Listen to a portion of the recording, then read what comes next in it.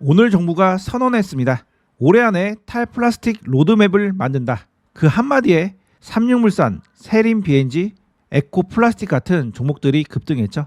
근데 이건 시작에 불과합니다. 2026년부터 페트병에 재생원료를 의무적으로 넣어야 하고 2028년엔 일회용 봉투와 빨대가 전면 금지됩니다. 그럼 도대체 어떤 회사가 이 흐름에서 진짜 돈을 벌까요? 차트킹이 오늘 자세히 설명해 드리겠습니다. 안녕하세요, 차트킹입니다. 오늘 장 매매 잘 하셨나요? 차트킹의 종목을 가지고 매매를 하셨다면 오늘도 기분 좋은 수익이 나셨을 겁니다. 제가 4일 전에 올려드린 KCTC라는 종목, 오늘도 강력한 상승 흐름이 나와주었습니다. 국정위가 북극 항로 개척 사업을 국정과제로 추진한다는 소식에 관련주들이 강한 상승 흐름이 나왔는데요. 국정기획위원회 자체가 대통령 직속 기관입니다.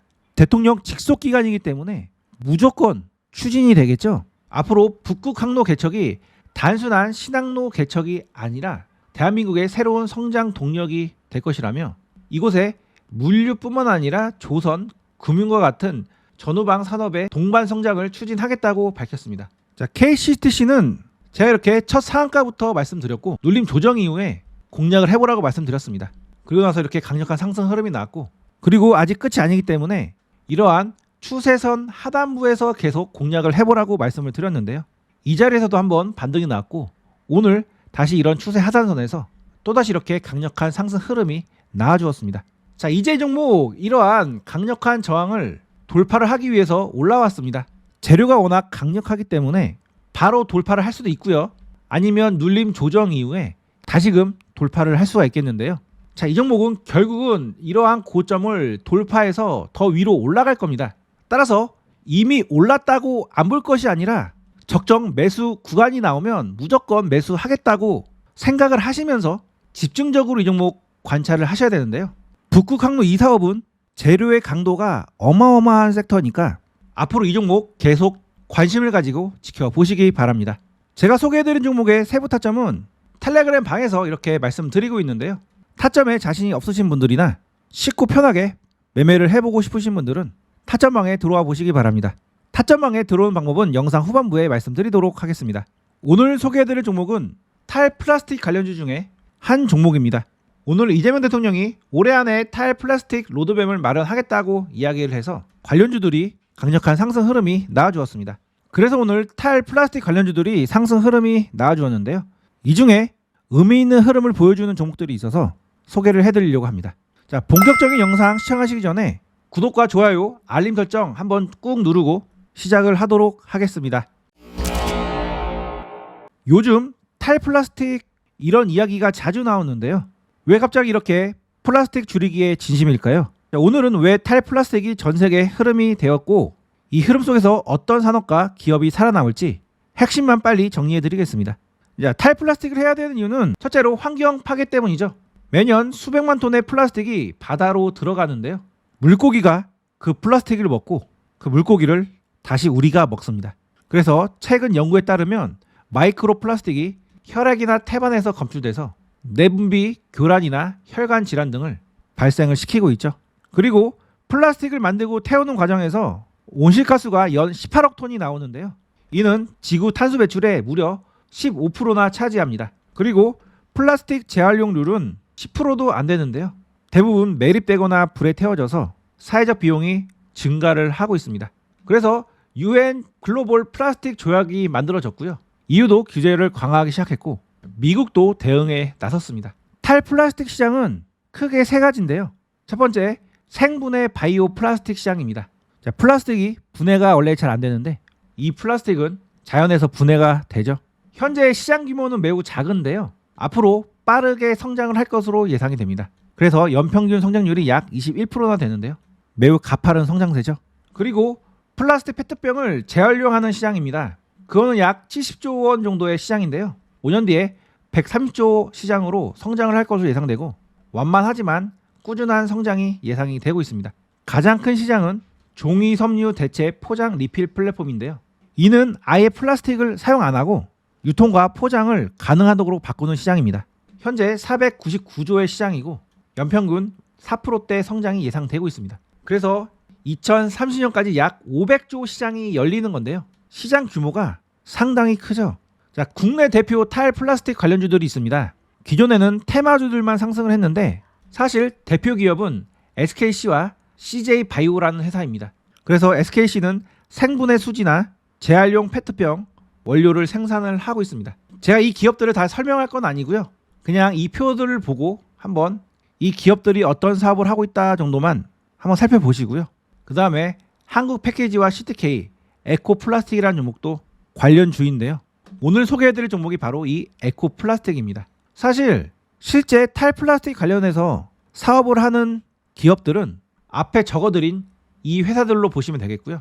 자, 에코플라스틱 같은 경우에는 나중에 자동차에서 플라스틱이 나올 때 그 플라스틱을 재활용할 수 있는 그런 회사이기 때문에 완벽한 탈플라스틱 관련주는 아닙니다. 그럼에도 불구하고 오늘 이 종목에 강력한 수급이 들어왔죠.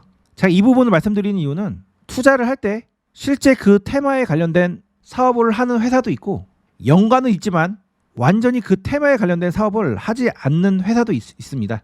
이 회사는 완벽한 탈플라스틱 사업을 하고 있지 않기 때문에 단순 테마로서 접근을 해볼 수가 있겠는데요. 앞으로 연도별로 이렇게 이슈들이 있습니다. 그래서 바로 내년부터 페트병의 재생원료 10%가 의무화가 됩니다. 그래서 예상 수혜주는 삼육물산과 SKC, 한국 패키지 등이 되겠고요. 2028년도에는 일회용 봉투와 빨대가 전면 금지가 됩니다. 이때는 세린 BNG와 삼육물산이 수혜를 볼 것입니다. 그리고 2030년에는 전기전자 생활용품이 무조건 그 제품을 만든 회사가 회수를 해서 재활용을 해야 됩니다. 그때 수혜를 볼 수 있는 회사가 바로 이러한 회사가 되겠는데요.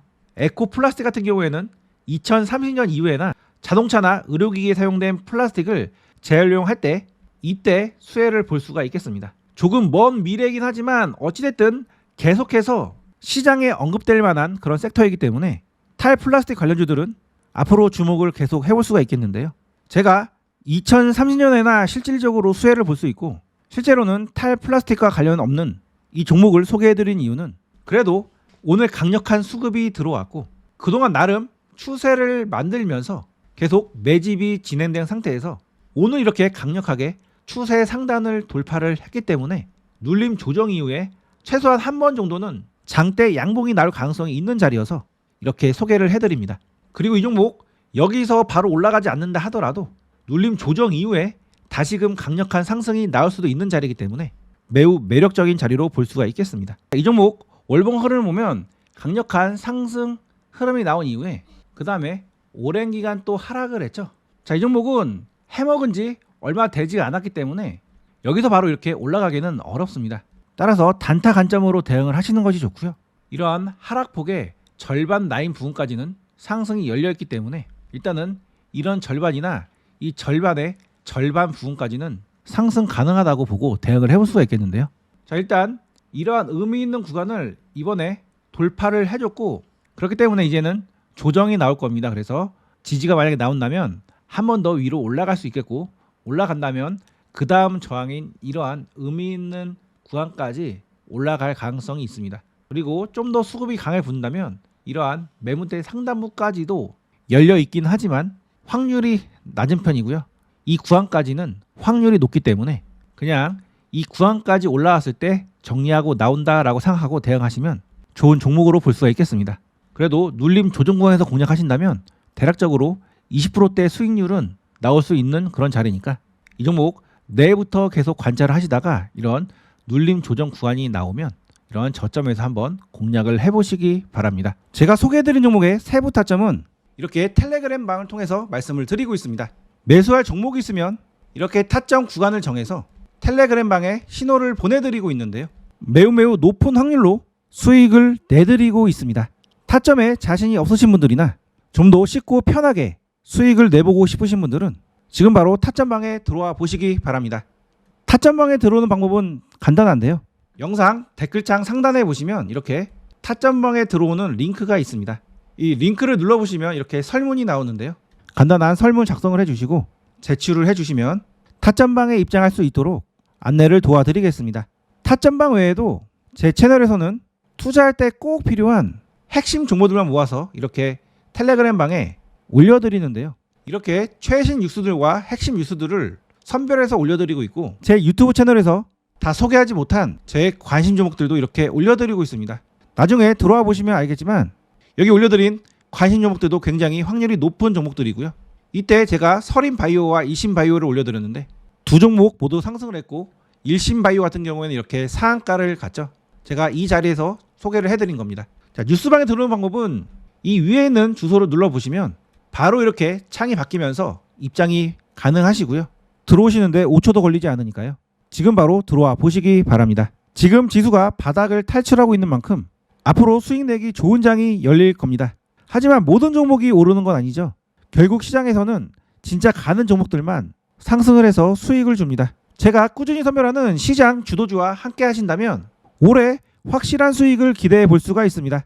그리고 타점방에 들어오시면 안정적이고 꾸준한 수익이 가능하실 겁니다. 앞으로도 제 채널 꾸준한 시청과 깊은 관심 부탁드리며 다음 영상에서 뵙겠습니다. 시청해 주셔서 감사합니다.